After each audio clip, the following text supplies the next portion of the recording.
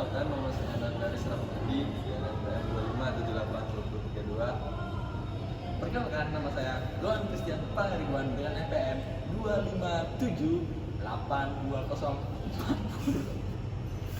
Perkenalkan, nama saya Alvin Hadir dengan NPM 25782031. Perkenalkan, nama saya Rahatsasa Septiana dengan NPM 25782050. Perkenalkan, nama saya Salom Fazira dengan NPM 25782054. Perkenalkan, nama saya Cahaya Raffi dengan NPM 25782035. Perkenalkan, nama saya Keji Desa Tete Gunung Enting dengan NPM 25782040. Jadi nama saya Albi Halim. Jadi kali ini saya akan menjelaskan bagian saya tentang di modul pertama tentang networking today. Nah, jadi kenapa sih kita harus mempelajari networking today? Jadi di modul ini kita akan mempelajari dasar-dasar jaringan komputer, dari bagaimana jaringan tersebut dibuat, jaringan tersebut berjalan, hingga bagaimana cara memelihara jaringan tersebut. Nah, kenapa materi ini penting dibahas ke kita sebagai seorang programmer? Karena eh, untuk jaringan itu adalah seperti fondasi bagi seorang bagi karir seorang IT. Nah, jadi menariknya juga kita di sini akan mencoba mensimulasikan aplikasi yang kita gunakan. Biasanya di sini itu kita memakainya itu Cisco Packet Tracer. Jadi kita di modul ini tidak cuma belajar teori, tapi kita juga belajar langsung praktek melalui aplikasi Cisco Packet Tracer. Oke, kita lanjut. Kita masuk ke apa sih efeknya jaringan itu untuk kita. Jadi, komunikasi adalah salah satu kebutuhan penting manusia. Jadi hampir setiap manusia itu kita pasti terhubung dengan setiap jaringan ya. Kemudian dari jaringan tersebut kita bisa lebih dekat kepada yang jauh. Jadi seperti itu untuk network. Eh, Jaringan menghubungkan kita kepada setiap orang di luar sana. Nah, kemudian di era modern ini juga jaringan komputer membuat kita bisa terhubung lebih mudah. Biasa kalau zaman dahulu pasti lebih susah. Nah, kemudian di zaman modern ini dengan adanya jaringan, kita jadi lebih mudah untuk membangun relasi dengan orang-orang di luar sana. Bahkan bermain, contoh yang paling mudah ditemui, bermain game online dengan teman di luar, yang mungkin di luar kampung atau gimana, yang pokoknya dia lebih jauh dan kita masih bisa terhubung. Nah, kita lanjut. Nah, perkembangan teknologi jaringan menjadi salah satu perubahan terbesar di dunia saat ini. Jarak batas negara dan keterbatasan fisik kini bukan lagi hambatan utama seperti yang sudah saya jelaskan. Eh, Ketika jaringan masuk ke era modern, itu tidak ada batasan lagi. Jadi, semua orang bisa terhubung melalui jaringan komputer. Internet telah mengubah cara kita berinteraksi, baik dalam kehidupan sosial, bisnis, maupun pribadi. Kita bisa terhubung dengan siapa saja di seluruh dunia tanpa terikat waktu dan tempat. Komunitas global pun terbentuk memungkinkan pertukaran ide dan informasi yang dapat meningkatkan produktivitas secara luas. Nah, ya, saya juga lupa menjelaskan nanti di modul ini apa saja yang kita pelajari. Di sini akan kita mempelajari eh, jaringan berefek pada kita, kemudian komponen jaringan, representasi dan topologi jaringan, tipe-tipe jaringan, internet connection, reliable networks, dan kemudian network trends, dan kemudian security network. Nah, kemudian itu saja yang bisa saya jelaskan tentang di 1.1 network affect our life. Baik, di sini saya akan langsung menjelaskan 1.2 yaitu komponen jaringan. Ini ada peran tuan rumah, yaitu semua komputer yang terhubung ke jaringan dan berpartisipasi langsung dalam komunikasi jaringan diklasifikasikan sebagai host, teman-teman. Jadi peran tuan rumah itu adalah host, seperti itu. Kita lanjut ke 1.2.2 peer-to-peer, yaitu perangkat lunak, klien dan server biasa berjalan di komputer yang berbeda, tetapi dimungkinkan juga suatu komputer digunakan untuk kedua peran tersebut secara bersamaan. Jadi diusahakan kecil dan Di usaha kecil dan rumah tangga, banyak komputer berfungsi sebagai server dan klien di jaringan. Seperti itu. Lalu kita ke 1.2.3. Di sini ada perangkat terakhir, yaitu perangkat yang paling dikenal oleh orang adalah perangkat ujung atau end device. Untuk membedakan suatu perangkat ujung dan perangkat ujung lainnya, setiap perangkat ujung dalam jaringan memiliki alamat. Ketika sebuah perangkat ujung mulai komunikasi, ia menggunakan alamat perangkat ujung tujuan untuk menentukan kemana pesan akan dikirimkan. Jadi perangkat akhir adalah sumber atau tujuan dari pesan yang ditransmisikan melalui jaringan. Seperti itu. Oke, kita skip ke 1.2.4, yaitu ada perangkat perantara, teman-teman. Perangkat perantara yaitu menghubungkan masing-masing perangkat ke jaringan. Perangkat ini dapat menghubungkan beberapa jaringan individual untuk membentuk jaringan antar jaringan. Perangkat perantara ini menyediakan koneksivitas dan memastikan aliran data di seluruh jaringan. Lalu perangkat perantara itu menggunakan alamat perangkat akhir tujuan bersama dengan informasi tentang interkoneksi jaringan untuk menentukan jalur yang harus dilalui pesan melalui jaringan. Nah, di sini ada contoh perangkat ya, perantara. Ini ditunjukkan dalam gambar seperti itu. Kita lanjut ke 1.2.5, yaitu media jaringan. Media jaringan itu adalah untuk komunikasi transmikasikan melalui jaringan menggunakan media. Media menyediakan saluran tempat pesan bergerak dari sumber ke tujuan. Jaringan modern terutama menggunakan 3 jenis media untuk menghubungkan perangkat seperti yang ditunjukkan pada gambar seperti ini. Di sini ada tembaga, lalu ada serat optik, lalu ada nirkabel. Jadi ini adalah perangkat-perangkat untuk media jaringan seperti itu. Oke, selanjutnya kita sudah selesai. Untuk kuis sudah saya kerjakan. Selanjutnya akan dilanjutkan oleh teman saya. Perkenalkan, nama saya Caherini Rofeti dari kelas B. Hari ini saya akan menjelaskan tentang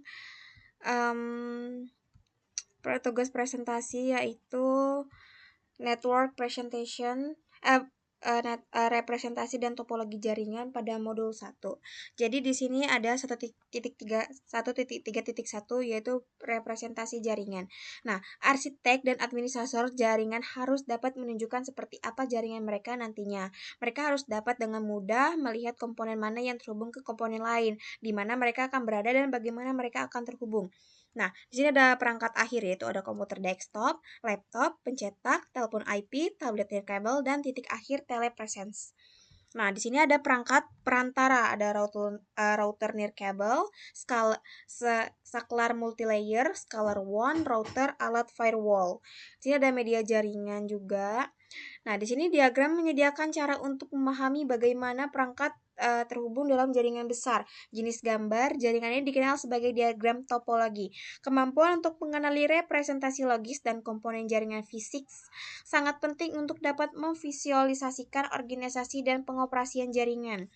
Nah, di sini ada antarmuka jaringan NEC. Secara fisik menghubungkan perangkat akhir ke jaringan. Port fisik, konektor, dan outlet pada perangkat jaringan. Tempat media terhubung ke perangkat akhir ada perangkat jaringan. Antarmuka khusus pada perangkat jaringan yang terhubung ke jaringan individual karena router menghubungkan jaringan pada port pada router disebut dengan antarmuka jaringan. Di sini ada 1.3.2 diagram topologi. Nah, jadi apa sih diagram topologi? Nah, adalah dokumentasi wajib bagi siapa saja yang bekerja dengan jaringan. Mereka menyediakan peta visual tentang bagaimana jaringan terhubung. Ada 2 jenis diagram topologi, itu ada fisik dan logis. Diagram topologi fisik yaitu menggambarkan lokasi fisik perangkat perantara pemasangan kabel, seperti ditunjukkan pada gambar nih. Ada internet. Di sini ada rak server web 2 dan rak 1 ruang server RM2158. Di sini ada RM2124. Di sini banyak perangkat ya, device. Ini ada router dan juga laptop. Di sini ada PC. Diagram logis menggambarkan perangkat port skema pengalamatan jaringan seperti yang ditunjukkan pada gambar ini nih. Ada internet, jaringan, di sini ada IP address-nya 192.168.10.0. Nah, di sini ada switch, di sini ada laptop, di sini ada router. Di sini ada PC juga. Nah, selanjutnya sudah ya. Sudah habis di bagian saya. Karena emang di sini bagiannya sedikit sih. Ya, mungkin segitu saja video yang bisa saya sampaikan. Lebih dan kurangnya saya mohon maaf. Terima kasih. Assalamualaikum warahmatullahi wabarakatuh. Jadi di sini saya akan melakukan praktikum jaringan komputer pada modul 1. Nah, sebelumnya kan sudah dijelaskan yaitu tentang representasi dan topologi jaringan. Nah, selanjutnya kita akan yaitu di 1.4.1 tentang jaringan dengan berbagai ukuran. Jadi setelah kita memahami komponen-komponen yang membentuk jaringan dan representasinya dalam topologi fisik dan logis, kita tuh siap untuk mempelajari berbagai jenis jaringan kan. Nah, selanjutnya jaringan itu hadir dalam berbagai ukuran, mulai dari jaringan sederhana yang terdiri dari 2 komputer, lalu hingga jaringan yang menghubungkan jutaan perangkat. Nah, gitu. Contohnya ada jaringan rumah sederhana, ada jaringan kantor kecil dan kantor rumahan atau SOHO. Lalu ada bisnis dan organisasi besar menggunakan jaringan untuk menyediakan konsolidasi, penyimpanan, dan akses ke informasi pada server jaringan. Contohnya seperti ini jaringan rumah kecilnya. Lalu ada jaringan kantor kecil dan kantor rumah. Lalu ada jaringan menengah hingga besar yang menghubungkan banyak komputer. Di sini ada 5. Lalu di sini jaringan seluruh dunia. Selanjutnya kita ke LAN dan WAN. Jadi infrastruktur jaringan sangat beragam dalam hal ukuran area yang dicakup, jumlah pengguna yang terhubung, jumlah dan jenis layanan yang tersedia, area tanggung jawab. 2 jenis infrastruktur jaringan yang paling umum itu adalah jaringan area lokal LAN dan jaringan area luas WAN. Nah, LAN ini tuh infrastruktur jaringan yang menyediakan akses ke pengguna. Jadi perangkat akhir di area geografis kecil. LAN biasanya itu digunakan di departemen dalam suatu perusahaan, rumah, atau jaringan bisnis kecil. Wah, di situ lanjut lah ada WAN. WAN itu kayak infrastruktur jaringan yang menyediakan akses ke jaringan lain di area yang geografisnya lebih luas. Nah, biasanya itu dimiliki oleh perusahaan-perusahaan yang besar gitu. Lalu di sini ada internet.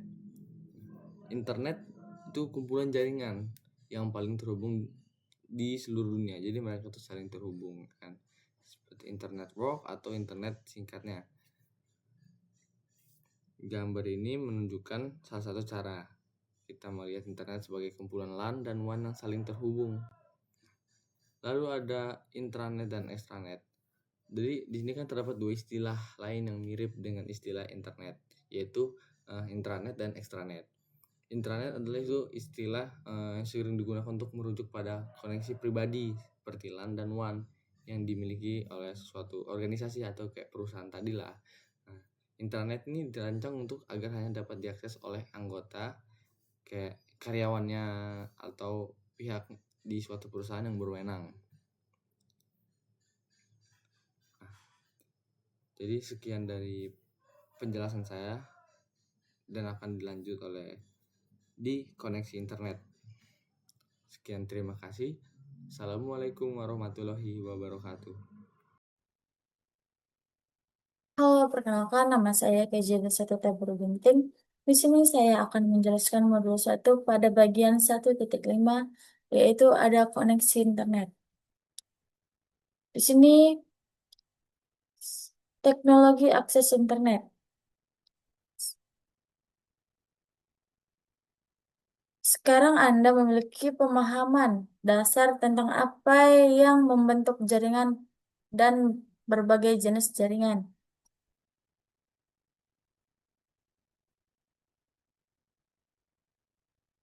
Tapi bagaimana Anda benar-benar menghubungkan pengguna dan organisasi ke internet seperti yang mungkin sudah Anda duga? Ada banyak cara yang berbeda untuk melakukan ini. Pengguna rumahan, pekerja jarak jauh, dan kantor kecil biasanya memerlukan koneksi ke ISP untuk mengakses internet. Opsi koneksi sangat bervariasi antara ISP dan lokasi geografis. Namun, secara populer, termasuk kabel broadband digital, subscriber line atau DSL, WAN, nirkabel, dan layanan seluler. Organisasi biasanya membutuhkan akses ke situs perusahaan lainnya, serta internet. Koneksi cepat diperlukan untuk mendukung layanan bisnis termasuk telepon IP, konversi video, dan penyimpanan pusat data atau SP. Menawarkan interkoneksi kelas bisnis. Layanan kelas bisnis yang populer termasuk DLS ini jalur sewa dan Metro Ethernet. Kemudian pada 1.5.2 ada koneksi internet rumah dari kantor dan kantor kecil. Pada gambar ini ada pengguna rumah, DSL, kabel, pekerja telekerja, kantor kecil, ada seluler, satelit, telepon linear, dan penyedia layanan internet atau ini internetnya. Ini dihubungkan dari sini ke sini semuanya ya. Kabel biasanya ditawarkan oleh penyedia layanan televisi kabel. Sinyal data internet ditransmisikan pada kabel yang sama dengan mengirimkan televisi kabel. Ini menyediakan bandwidth tinggi, ketersediaan tinggi, dan koneksi yang selalu aktif ke internet. DSL atau Digital Subscriber Linear juga menyediakan bandwidth tinggi, ketersediaan tinggi, dan koneksi yang selalu aktif ke internet. DSL berjalan melalui saluran telepon. Kemudian ada seluler, yaitu akses internet seluler menggunakan jaringan ponsel untuk terhubung dimanapun bisa mendapatkan sinyal seluler, bisa mendapatkan akses internet seluler. Performa dibatasi oleh kemampuan ponsel dan menara seluler yang terhubung. Kemudian ada satelit, kesetaraan internet. Satelit adalah manfaat di daerah-daerah yang tidak memiliki konektivitas internet sama sekali. Kemudian ada telepon dial-up, opsi murah yang menggunakan saluran telepon dan modern untuk apapun. Kemudian di sini ada 1.5.3 ada koneksi internet bisnis. Opsi koneksi perusahaan berbeda dari opsi pengguna rumahan. Bisnis mungkin memerlukan bandwidth yang lebih tinggi, bandwidth khusus, dan layanan terkelola. Opsi koneksi yang tersedia berbeda tergantung pada jenis penyedia layanan yang berlokasi di dekatnya. Di sini ada gambar organisasi, jalur sewa, Metro Ethernet, DSL, penyedia layanan internet satelit. Jalur sewa khusus adalah sirkuit cadangan dalam jaringan penyediaan layanan yang menghubungkan kantor yang terpisah secara geografis untuk jaringan suara dan atau data pribadi. Kemudian ada Metro Ethernet. Ini kadang-kadang dikenal sebagai Ethernet One. Kemudian ada DSL bisnis, tersedia dalam berbagai format. Pilihan populer adalah Symmetric Digital Subscriber Line atau SDSL yang mirip dengan DSL. Kemudian ada satelit. Layanan satelit dapat menyediakan koneksi ketika solusi kabel tidak tersedia. Kemudian di sini ada 1.5.4 yaitu jaringan konvergensi atau jaringan terpisah tradisional. Pertimbangkan sebuah sekolah yang dibangun 30 tahun lalu. Saat itu, beberapa ruang kelas disambungkan kabel untuk jaringan data, jaringan telepon, dan jaringan video untuk televisi. Jaringan terpisah tidak dapat berkomunikasi satu sama lain. Setiap jaringan menggunakan teknologi yang berbeda untuk membawa sinyal komunikasi. Setiap jaringan memiliki seperangkat aturan dan standar sendiri untuk memastikan komunikasi yang sukses. Di sini ada contoh gambar jaringannya, layanan jaringan, ada perangkat, sedang jaringan komputer, pesan standar, perjanjian aturan, ada perangkat telepon, jaringan telepon, pesan standar, perjanjian aturan, perangkat, jaringan. Jaringan konvergensi saat ini, jaringan data, telepon, dan video yang terpisah bertemu. Tidak seperti jaringan khusus, jaringan konvergensi mampu mengirimkan data, suara, dan video antara berbagai jenis perangkat melalui infrastruktur jaringan yang sama. Infrastruktur jaringan ini menggunakan seperangkat aturan, perjanjian, dan standar implementasi yang sama. Di sini juga ada gambarnya ya, teman-teman. Sudah habis. Pada 1.5.5 ada pelacak paket atau representasi jaringan. Baik. Mungkin ini saja yang bisa saya jelaskan pada modul 1 pada bagian 1.5. Mohon maaf jika ada salah kata atau pengucapan. Saya mengucapkan terima kasih.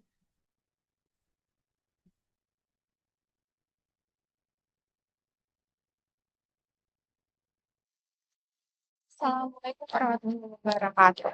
Perkenalkan, nama saya Nurjamanah Hidayah, NF 2578248. Di sini saya akan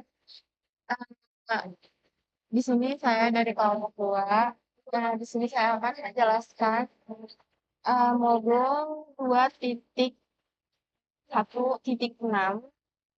Nah, langsung saja kita ke siswanya. Nah, di sini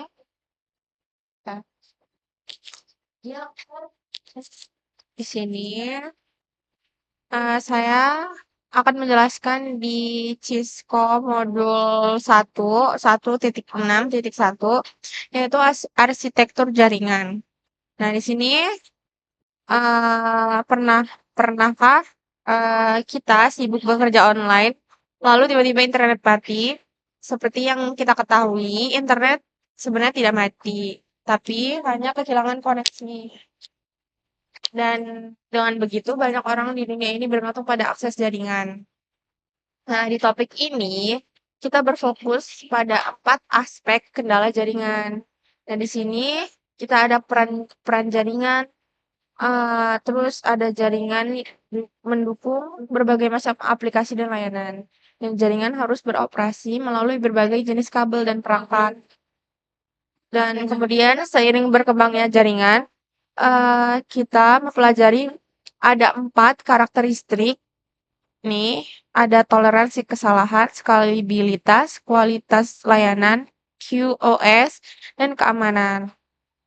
Nah, di 1.6.2 toleransi kesalahan. Nah, di jaringan yang toleran terhadap kesalahan adalah jaringan yang membatasi jumlah perangkat yang terpengaruh selama terjadi kegagalan. Dan kemudian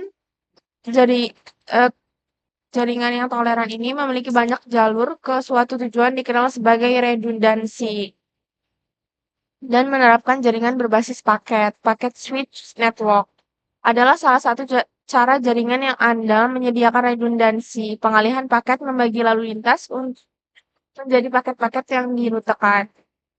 Nah, kemudian ini contohnya ini internet. Dan ini koneksi redundansi memungkinkan jalur alternatif jika perangkat atau tautan mengalami kegagalan. Dan pengalaman penggunaan tidak berpengaruh. Ini. Dan kemudian 1.6.3 yaitu skalabilitas. Jaringan yang dapat diskalakan berkembang dengan cepat untuk mendukung pengguna dan aplikasi baru. Hal ini menunjukkan bagaimana jaringan baru dapat dengan mudah ditambahkan ke jaringan yang sudah ada. Nah, ini contohnya. Dan di 1.6.4 yaitu kualitas layanan. Di kualitas layanan ini yaitu atau disebut Quality of Service atau QoS. Merupakan persyaratan yang semakin penting bagi jaringan saat ini. Aplikasi baru yang tersedia bagi pengguna melalui jaringan. Dan QoS menjadi mekanisme utama untuk mengelola kemacetan dan memastikan pengiriman konten yang andal kepada semua pengguna. Dan dari kemacetan yang terjadi ketika kita meminta bandwidth melebihi jumlah yang tersedia, bandwidth jaringan itu diukur dalam jumlah bit yang ditransmisikan dalam 1 detik atau bit per detik. Dan ketika volume lalu lintas lebih besar daripada yang dapat ditransmisikan melalui jaringan, perangkat akan menyimpan paket-paket tersebut dalam memori hingga sumber daya tersedia untuk mengirimkannya. Dan fokus QoS ini adalah untuk memprioritaskan lalu lintas yang sensitif terhadap waktu. Jenis lalu lintas bukan isi lalu lintas adalah hal yang paling penting. Nah, di sini internet dan kualitas layanannya yang dikelola oleh router memastikan bahwa prioritas disesuaikan dengan jenis komunikasi yang kepentingannya bagi organisasi. Ini kayak kita harus memprioritaskan jenis komunikasi untuk internetnya. Dan kemudian ini halaman web biasanya dapat menerima prioritas yang lebih rendah. Dan panggilan voice over IP, VoIP memerlukan prioritas untuk menjaga pengalaman. Dan kemudian 1.6.5 keamanan jaringan, infrastruktur jaringan, layanan, dan data yang terdapat pada perangkat yang terhubung ke jaringan. Dan mengamankan infrastruktur jaringan mencakup pengamanan fisik, perangkat yang menyediakan konektivitas jaringan dan mencegah akses tidak sah ke perangkat lunak, manajemen yang berada di perangkat tersebut seperti yang ditunjukkan pada gambar. Ini internet, dan administrator dapat melindungi jaringan dengan keamanan perangkat lunak dan perangkat keras serta dengan mencegah akses fisik ke perangkat jaringan. Dan di sini nama pengguna kata sandi ditulis di sini. Langkah-langkah keamanan melindungi jaringan dari akses tanpa izin. Dan ini administrator jaringan juga harus melindungi informasi yang terdapat dalam paket. Kerahasiaan berarti bahwa hanya penerima yang dituju dan berwenang yang dapat mengakses dan membaca data. Dan integrasi data menjamin pengguna bahwa informasi tersebut tidak ubah selama transmisi dari sumber ke tujuan. Dan ketersediaan data menjamin pengguna mendapatkan akses tepat waktu dan andal ke layanan data bagi pengguna yang berwenang. Dan di 1.6.6 yaitu periksa pemahaman Anda, jaringan yang andal. Nah, ini kuisnya untuk memeriksa pemahaman jaringan yang andal. Jadi, segitu saja dari saya. Saya akhiri. Assalamualaikum warahmatullahi wabarakatuh. Assalamualaikum warahmatullahi wabarakatuh. Saya Rahelisa Septiana dengan NPM 2578250. Saya dari kelas tari 2B. Di sini saya akan menjelaskan mengenai lanjutkan materi 1.7 yaitu tentang tren jaringan, yang dimana ada beberapa tren jaringan yang memengaruhi organisasi dan konsumen. Itu yang pertama, BYOD, kolaborasi online, komunikasi video, kemudian ada komputasi awan. Di 1.7.2 itu ada bahwa perangkat Anda sendiri atau BYOD, yang dimana BYOD ini adalah tren global utama yang memerlukan perubahan signifikan pada cara kita menggunakan perangkat dan menghubungkannya dengan aman ke jaringan. Kemudian ada kolaborasi online, yang dimana kolaborasi online itu kayak tindakan bekerja dengan orang lain atau orang lain dalam proyek bersama. Alat kolaborasinya itu kayak Cisco WebEx, seperti yang ada di gambar ini. Kemudian ada komunikasi video, yang dimana komunikasi video itu video yang digunakan untuk komunikasi, kolaborasi, dan hiburan. Jadi konferensi video itu alat yang ampuh buat komunikasi ke orang lain, sama orang lain, baik lokal ataupun global. Di sini ada video tentang Cisco WebEx untuk headless. Ya, kita skip aja. Kemudian ada komputasi awan, yang dimana komputasi awan itu salah satu cara kita buat mengakses dan nyimpan data. Yang dimana komputasi awan itu memungkinkan kita buat nyimpan file pribadi, terus nyadangin seluruh drive ke server lewat internet. Dan komputasi awan tuh dimungkinkan karena pusat data. Jadi pusat data itu fasilitas yang digunain buat nampung sistem komputer sama komponen terkait. Kemudian di sini ada jenis cloud, ada cloud publik, pribadi, hibrida, dan komunitas. Terus di sini ada tren teknologi di rumah, yang dimana teknologi rumah pintar itu terintegrasi ke dalam peralatan sehari-hari yang kemudian dapat terhubung dengan perangkat lain untuk membuat peralatan lebih pintar atau otomatis. Terus di sini ada jaringan saluran listrik, ini nggak kebuka karena jaringannya jelek. Atau jaringan power line, untuk jaringan rumah itu pakai kabel listrik yang ada buat menghubungin perangkat. Terus di sini ada broadband nirkabel. Jadi banyak area di mana kabel dan DSL itu tidak tersedia dan kabel dapat digunakan untuk terhubung ke internet. Yang pertama itu penyedia layanan internet nirkabel, ISP. Jadi WISP itu tuh ISP yang menghubungin pelanggan ke titik akses atau hotspot untuk yang ditunjuk menggunakan teknologi nirkabel, serupa yang ditemukan dengan jaringan WLAN rumah. WISP itu lebih sering ditemuin di pedesaan. Kemudian di sini ada broadband nirkabel. Ini ada contoh gambarnya, di mana itu antena yang dipasang di luar rumah buat nyediain konektivitas nirkabel atau kabel untuk perangkat di rumah.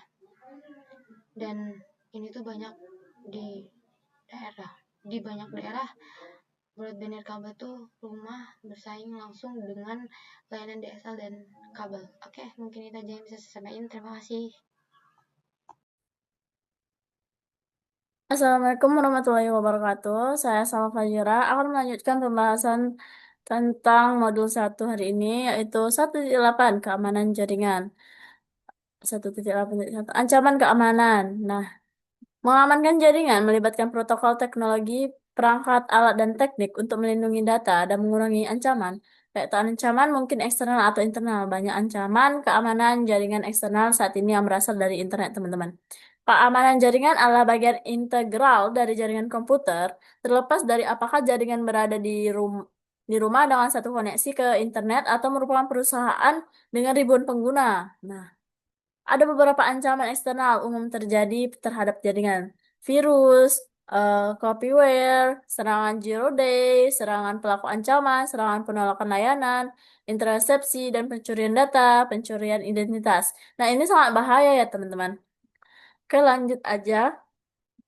Kita ke solusinya, solusi keamanannya, teman-teman. Untuk komponen keamanan dasar untuk jaringan rumah atau kantor kecil, teman-teman bisa menggunakan antivirus dan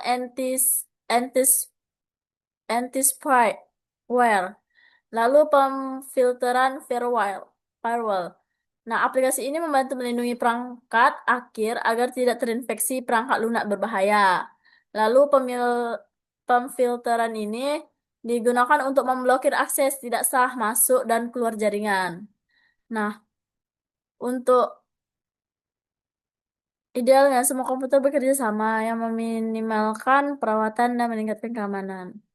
Nah, teman-teman, di sini juga ada beberapa komponen keamanan dasar. Ada 4 yang kayak lebih spesifik gitu untuk perusahaan-perusahaan yang besar gitu, teman-teman. Lalu di sini sudah selesai untuk penjelasannya. Nanti di sini pemahaman Anda. Nanti saya akan mengkliknya. Oke. Nah, untuk persyaratan keamanan jaringan harus mempertimbangkan lingkungan serta berbagai aplikasi dan persyaratan komputasi. Baik lingkungan rumah maupun bisnis harus dapat mengamankan data mereka sambil tetap memungkinkan kualitas layanan yang diharapkan pengguna dari setiap teknologi. Nah, jadi teman-teman, di sini di 1.8 ini ada penjelasan tentang ancaman keamanan, beberapa ancaman eksternal yang terjadi. Lalu ada lagi solusinya, teman-teman. Jadi teman-teman tidak usah khawatir ketika teman-teman eh, ada ancaman keamanan seperti virus masuk ke laptop atau ke handphone elektronik teman-teman. Teman-teman bisa saja melihat solusi di sini. Di sini ada beberapa solusi 1, 2, 3, 4, 5, 6 teman-teman. Teman-teman bisa pelajari sama dikira. Oke, mungkin segitu saja untuk pembahasan keamanan jaringan. Saya akhiri, wassalamualaikum warahmatullahi wabarakatuh.